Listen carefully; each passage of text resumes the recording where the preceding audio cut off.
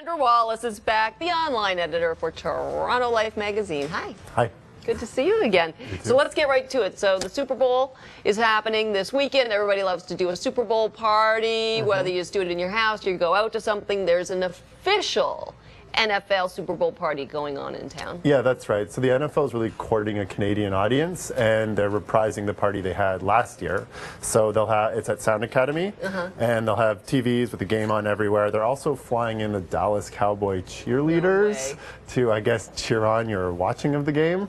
Amazing how the mystique of the Dallas Cowboy cheerleader, I remember that from when I was a kid, and yet still it's like there's some kind of mystique around them. Okay, so cheerleaders there? Yep, some former NFL greats will be signing autographs. Really? And you can also watch the game, I guess.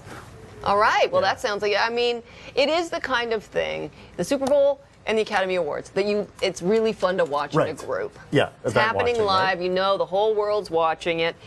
Okay, now we go very highbrow. Yes. The Canadian Opera Company? Yeah, that's right. So it's their new season. The first show is Tristan and Isolde, and Ben Heppner, who's sort of a Canadian star, is taking the lead in that, and Peter Sellers, who's a world star, is directing it. Oh, wow.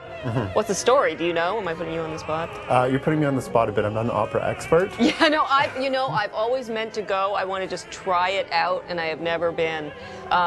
But people say it can be transformative. I went to one last year, and it's at the Four Seasons for the Performing Arts, and that place is really beautiful. The sound's beautiful, it looks beautiful, it's really big. Yep, and this is Wagner, who I know is like kind of big, dramatic. Yes.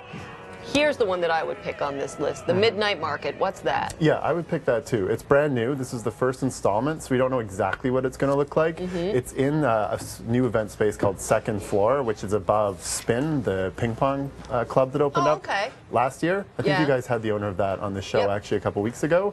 Pretty interesting guy. And so they're starting this Midnight Market series, which I would call, I think it's going to be sort of an upscale junction flea market with music, street food.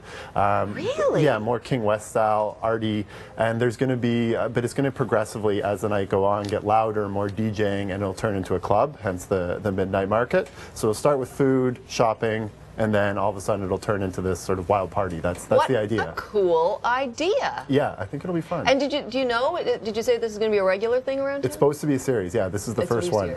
Okay, and your food recommendation? We're going back to the start. My first time on, I said go to Momofuku. Yep. I went to Momofuku. I went to Daiso, which is sort of the third tier restaurant of four. Going to restaurants is like my hobby, and I'm still confused by the whole Momofuku thing. So there's the place on the ground floor. That's the noodle bar. Yes. All in the Shangri-La Hotel or next to it. And then you go up one level, that's the bar. That's the bar. And then you go up one more level, which is where I went. Yeah. And that's Daiso. That's Daiso. Yeah. Surprisingly affordable, too. Oh, really? Yeah, yeah. We dined, the three of us. I went with, my dad was in from Vancouver with his wife, and we spent about $175, which, considering how good the food is, total. Tip, everything. Yeah. Really? Yeah. And the food was spectacular. It's the most original restaurant I've been to in years, I think. No kidding. Yeah, get the Brussels sprouts. Wow, you don't hear that often. I know, right?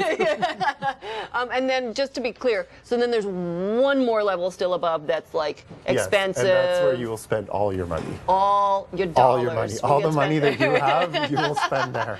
Okay, so Daiso is where I need to go. Okay, I swear. People the other day said, should we go over there to Momofuku? And I'm like, I don't understand how it works. So now you broke it down for me.